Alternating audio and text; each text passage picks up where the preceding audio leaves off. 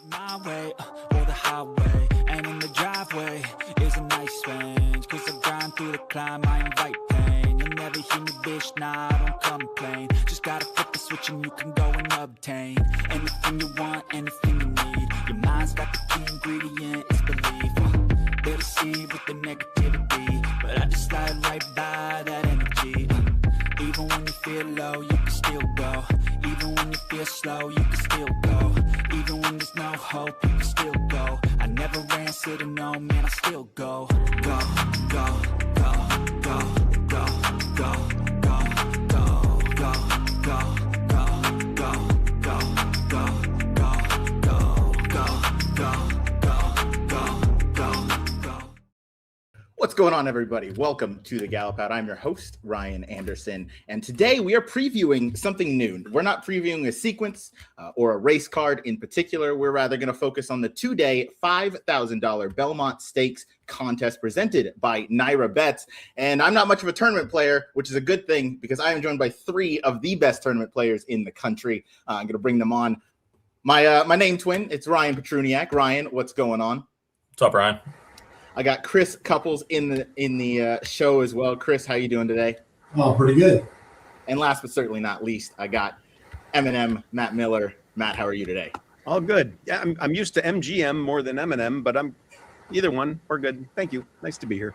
I love it. Obviously, we're doing the show to promote the two-day Belmont Stakes contest, $5,000 entry. We're going to go through the prize structure, the rules, the overview of the tournament, how to approach a two-day tournament because there are not many of them. BCBC is obviously the main one that comes to mind. There might be a couple others scattered throughout the year. And then, of course, we got to go to Ryan Petruniak at the end to get some spot plays, some key ideas of kind of where to focus on in this two-day tournament.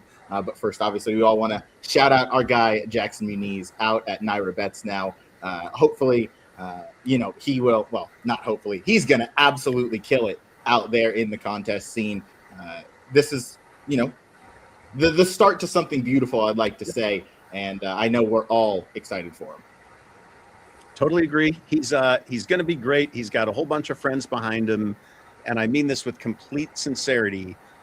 It's a lot like multiple steakhouses popping up in one area. All of a sudden, the amount of demand for steakhouses goes way up, way more than it used to be because there's so much availability.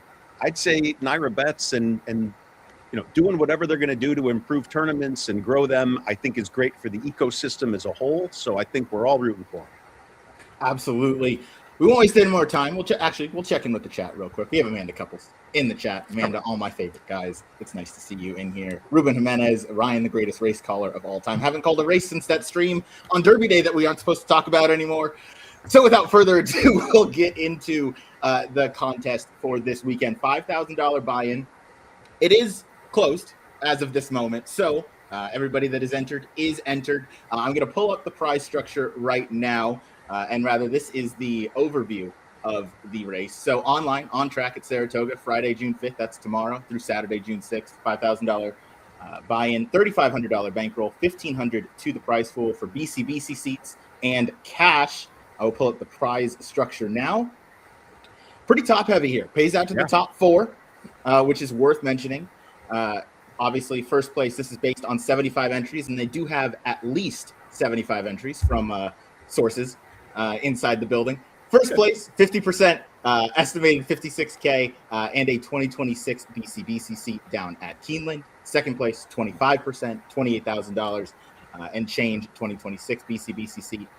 Third place, 16, almost $17,000, and fourth place, $11,000. Matt, I will turn to you first. Talk about this prize structure, whether you prefer the kind of top-heavy or how to approach, rather, as you do see that it only pays out to the top four, and they have, above 75 entries. Yeah, look, this is a structure I happen to really like, but we should also be honest about what it is at the same time. So for someone that enters twice, that's 10 grand. And I think this is probably something that they improve or change next year. My guess is there will be some feeders for this next year. But as it stands today, the people in this thing are paying a lot of money. And I do think that changes quite a bit the psychology by which people play.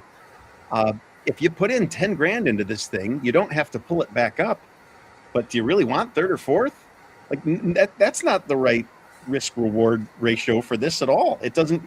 You're barely getting your money back in fourth place, and so you really have to do well. The trick here is last year I think had 77 people. Let's assume we're right around that exact number this year. I don't think it's insane to come in the top 2 out of 70 something people, and those prizes are terrific. A tournament that just pays half, boom, right to the winner.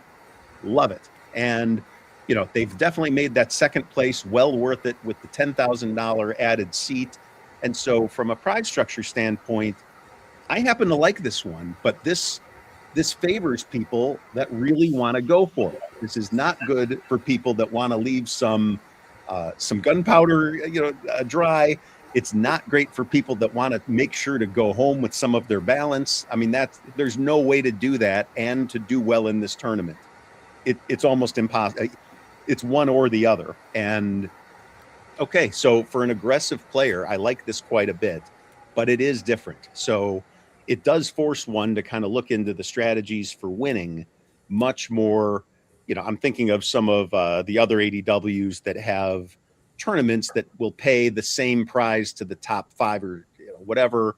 Maybe that's a feeder of some sort. No. The buck stops here. This is where the money comes out. And so, yeah, you really want to be top 2 and you got to focus towards that. Yeah, you definitely cannot, play conservative, play to lose in here. Chris, actually, Matt, sorry, we got to stick with you. Yeah. We got to go into the rules real quick, and then go ahead with anything else that you wanted to add in there. No, it's just a very quick thing to point out, and this actually dovetails nicely or segues nicely into what Chris is going to talk about. It's a 2-day contest. The rules are slightly different on the 2 days in the way that the minimums are required. So weird to have a 2-day tournament, but we've seen that before. They have separate minimums for each day. I'm going off of memory, but I'm pretty sure I'm right here, and I'm sure it's now you're highlighting it. $200 5 times on Friday. Well, let's pause on that for a second. You have a $3,500 bankroll. I actually don't think they're bleeding you too much on Friday with that structure of minimums. If you took a safe approach of Dutching win bets or betting some show bets, you can probably escape pretty easily with 700, 800, 900, 1,000, 1,100, something like that, and be ready for your game on Saturday. So if there isn't something enticing to you on Friday, I do think there's a way to kind of tread water here without doing much damage to yourself. Those minimums kick up quite a bit on Saturday. You cannot at that point afford to be victimized by those. So I would say you got to get a move on. $500 a crack takes a big bite out of your bankroll. And, as I usually say, and then we'll turn this over to Chris, I would far prefer to be betting $500 when I've already got 8 or 10 grand instead of betting $500 at a time when I have 3,500. Just it changes everything. So my recommendation in dealing with these minimums, Friday is not so tough, but on Saturday, you got to hit something so that these minimums aren't quite the percentage nuisance that they seem to be. All right, so Chris, talk about 2 days. Yeah, this will be a unique contest, and the only other 2-day contest we typically play is the BCBC. On Friday it's 10 races. There's mainly 2-year-olds. A lot of people don't want to risk their entire contest livelihood on 2-year-olds, so you don't see a lot of action. Where this contest Friday is 14 races. There's going to be lots of more playable races where people will have opportunities to, push this leaderboard quite a bit. Where $3,500 bankroll, I would typically set my number at 8 to 10x. I think that number greatly goes up here. Me personally would have a goal around 48,000 to start with and watch that leaderboard in case it moves. The last 2 years, it's been one I think with close to 58,000. I think in 24 it broke 100 because people have that many more opportunities to bet, and they also have many opportunities to go bankrupt. So, it's quite a bit different. So I think you have to start with trying to find your strongest of plays. You put them on paper, you rank them, and then where the 2-day also comes into play. Let's say you find 6 races you want to bet, and for me, and I know Matt and Ryan, we're typically looking for races to go all in on. We're not betting, part of our bankroll. When we find a spot where we're going, you find those 5 or 6 spots. Say you rank them, and your strongest 4 opinions are on Saturday. Your other 2 opinions are on Friday, so you elect only to play show bets on Friday. What happens Saturday if 3 of your 4 horses scratch? So that kind of it's a unique situation where you got to put a lot of thought into it.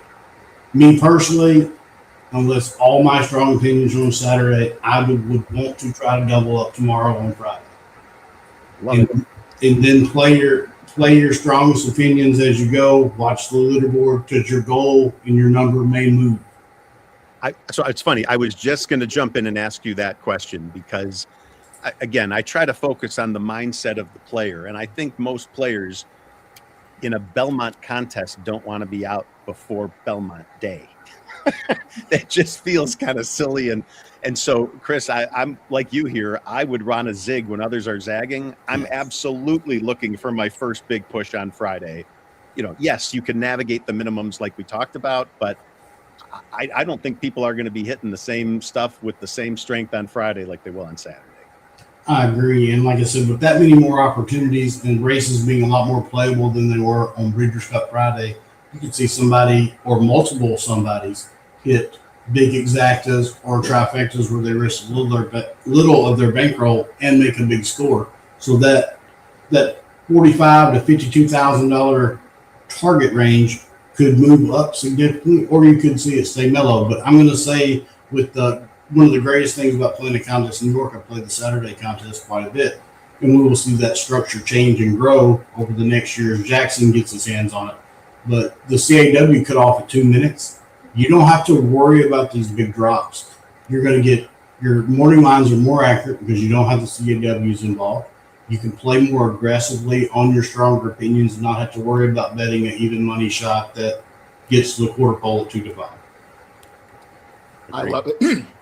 I love it. Those are excellent points. Chris, real quick before we throw it out to RP for some spot plays and some ideas on where to focus. You said, maybe playing something Friday with some smaller exactas and trifectas to kind of, build that bankroll without using too much of your equity. What would be a number with a $3,500 bankroll where you're using too much? So what's, kind of the maximum you go, maybe not you personally, but someone should go kind of to play without, diluting themselves or taking too much away from it?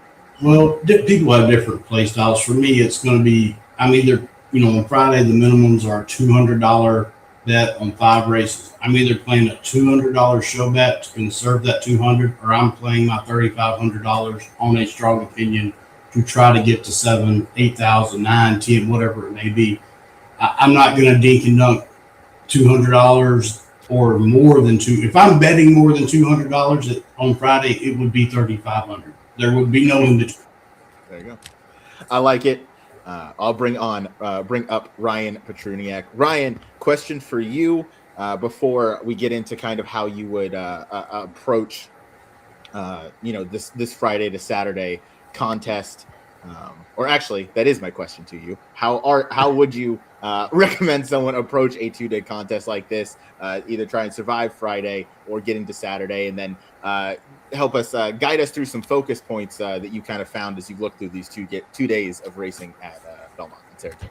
Yeah, I mean, regardless of the structure or anything else, I would start by handicapping the last race, which in this case is the Belmont. And I won't dive deep because I don't have a super strong opinion. My only opinion is that there's a narrative out there about a favorite in the Belmont that is completely ridiculous to me, about a bad trip. So I would be looking to fade that narrative. I'll just leave it at that. So working backwards from there, I would try to get to a number before the Belmont Stakes. Given the fact that the minimums are fairly low on Friday, I don't think you have to bet Friday if you don't want to. I've got one on Friday I kind of really like that I would be looking at in the 3rd race, where I don't think anyone is going to no one's going to want to lose the tournament in the 3rd race on Friday at like noon or whatever time it's being run. I do. Okay. Well, I do. One of the things I love about Saratoga is there are buzz horses as 2-year-olds, for better or for worse, whether it's Fierceness winning by 20 lengths on Travers Day, or whether it's Hero Declared getting dusted by It's Our Time, or not It's Our Time. Was it? Yeah, It's Our Time. Yeah, Sorry, not another time horse ran today, and it's throwing me off. But he was a super big buzz horse last summer as a 2-year-old, and went off at 3-5 against a field that included Renegade, who ran third in that race. Was completely, went like 44 flat or something crazy and just got put away. We haven't seen him since. Watching his works at Keeneland, he looks like he's improved as a 3-year-old, and I don't know what went wrong that day, or exactly what happened, but I'm willing to give him a shot. He's 4-1 morning line, and that's a horse I'd be looking to play on Friday. I don't think many people would be willing to go all in on him, but it could be a position where you could play some doubles or exactas and get yourself set up to something. But most of the plays I would be looking at, especially if you have 2 entries and you're looking to leverage them, which I know is kind of Matt's style, I think the Met Mile is the kind of race you can pretty much lock up with 2 horses. I am very against Knightsbridge. I thought that he was a little bit fraudulent going into Derby Day, and I think that got exposed. I still think that about him. He can prove me wrong. Wouldn't be the first time Belmont's proved me wrong. I think Nisos is the best horse in the field. I think that everything should go right for him, and I think Journalism on a turn back also has every right to win this race. I also think Journalism is the kind of horse that is probably better going a mile. I hate to say it, but at the end of the day, like, he's just proven to be second best to a lot of really quality horses in his crop, specifically Sovereignty, and he might just be in the right spot here. So I think you can lock that race up with 2 horses. Now, how do you use that in a tournament? I think you could play doubles either into or out of that race. The race before is the Woody Stevens, which I think Crude Velocity is one of the more likely winners in the card. He basically spotted Englishman 3 lengths on Derby Day and still ran by him and won pretty easily. He ran faster than her early, faster than him in the middle, and faster than him late. So I don't see any reason Englishman would turn the tables here. If he does, he'll beat me. So I would be happy to play doubles with him. I also think in the Manhattan that the European horse Bright Picture lays over this field. It's always tricky for me and for a lot of American handicappers to analyze this European form. That said, this is a Group 1 horse. I mean, this is a quality horse that is running against the best horses in Europe. I just, if he runs his A race, I don't think anything we have over here can even get close to him. And I think he's one of the more likely winners on the day. So if you were looking to try to leverage those 2 entries, I think doubles with those 2 in or out of either Bright Picture or Crude Velocity makes a ton of sense. Now, you got to get through the minimums to get there, but that would be the way I'd be looking to play this tournament. I love it. Thank you. Excellent analysis there from Ryan Petrunia. Chris or Matt, anything to add on what we've kind of spoken about as a whole here? Yeah, just to say, these tournaments of this size are not typically won in one race, and are not won with one play. Yeah, I'll refer to these as 1-hitters, 2-hitters, 3-hitters. This might be a 3-hitter. It might be a 2-hitter if you can work a double into there somehow. And so, right, the plays that Ryan just articulated, maybe you can't wait until the very, very end to do that, but maybe that's your finishing move. Maybe if you can get to an initial target where you think, if I get to this balance, I can then make the 2x1 double play that he just mentioned. Right, work backwards, do the math, figure out what you need to add some detail from last year. Maddie's total last year was 66 grand. And I know I've seen a higher total than that. I know I've seen one in the 50s. I see no reason for this one. I'm looking at, I'm going to say 51 grand is probably my target going in, but that changes quite a bit as things go on. But right, so to get to that number, it may just be that you need to do, again, I shy away from talking in dollar numbers this large normally, but these could be $6,000 doubles. So you get to 12, you then can bet the $6,000 doubles that Ryan just gave you. They're going to pay 5 or 6 to 1, and you just won yourself the Belmont Betting Challenge. Congratulations. And one thing to add on that, if everything I just said is true in those 3 races, the total will probably be higher to win this race, because nothing I just said is that creative. I'm not the only one that came up with Crude Velocity. I'm not the only one that came up with Nisos. So if those win, then the reality of it being in the 60s or 70s is probably a lot higher. Where if a horse like, if Englishman wins and then, you know, I don't know, Saudi Crown wins, then you might be looking closer to 50. That I think that's a good way to. The target fluctuates based on who wins. Well, and let's not forget, we're not really talking about the last race, which is the big one, which is the Belmont. And thank you to NYRABETS for making that the last race. But Ryan, I actually think the point you're making is most applicable to the horse you're fading. If Renegade wins the Belmont, I think the totals in this thing are going to be quite high. And if we get a longer shot to win, maybe one or two people will shoot up, but it won't be the whole field where the water level rises for everybody so much. We'll see. Sure. We'll see. Chris, I want to go to you. One more question before we wrap things up. So the KDBC that took place, obviously, for the Kentucky Derby, the Derby being the last race in that challenge, was looked at as a must bet for those tournament players, with that being, the final get-out race and it being the Derby. Do you view that the same for the Belmont Stakes? Or if you're already at your total and you feel comfortable enough, is it a must play the same way it was in the tournament like the KDBC? I think it is a must play for different reasons. It was a must play in the KDBC because there were so many participants betting a 19 horse field, or maybe it was 20, I don't remember. With all these prices available and all these different combinations, Marshall put out actually a spreadsheet that showed if who would have won if what horse finished in what order, and there was lots of combinations where if it finished differently, there was going to be a different winner. We're looking at a smaller field. I don't see a scenario where outside of 4 horses win the race. So everybody that has bankroll is going to be on one of these 4 horses. The prize structure that Matt talked about is top heavy. So I think you have to be prepared to bet your opinion in the last, and unless you have a large lead, you're going to have to bet a significant amount of money if you want to win, because somebody is going to have the right exacta combination for X amount that is going to put up a score at the end. Fantastic. Thank you. Matt, did you have something? I was just going to say, my personal hope is that the first 90% of the contest is really hard and people have just run out of money by this point in time.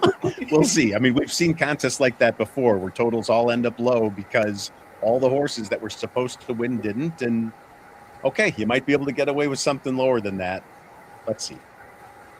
We'll see. Chris, Matt, and Ryan, thank you 3 for joining to talk about the $5,000 2-day Belmont Stakes contest over at NYRABETS. You can see the banner scrolling on the bottom, nyrabets.com/contests. Be sure to check in there regularly, as there are many more contests going on this summer. There are some $40 contests, some, I think, $100 contests as well going on this weekend. Obviously, we highlighted the big one, the $5,000, the big Belmont Stakes Festival, but there's plenty more contests there now and plenty more to come as Jackson kind of takes the reins out in New York. But this was one of the easier shows I've ever hosted. I just let you guys kind of go with it, and this was fantastic. If I could do this every week, I absolutely would. So thank you guys, and good luck if you are participating in the Belmont contest or any of the contests this weekend over on NYRABETS. For Matt Miller, for Ryan Petruniak, Chris Couples, I've been Ryan Anderson here for the Gallop Out, and we will see you for the next one.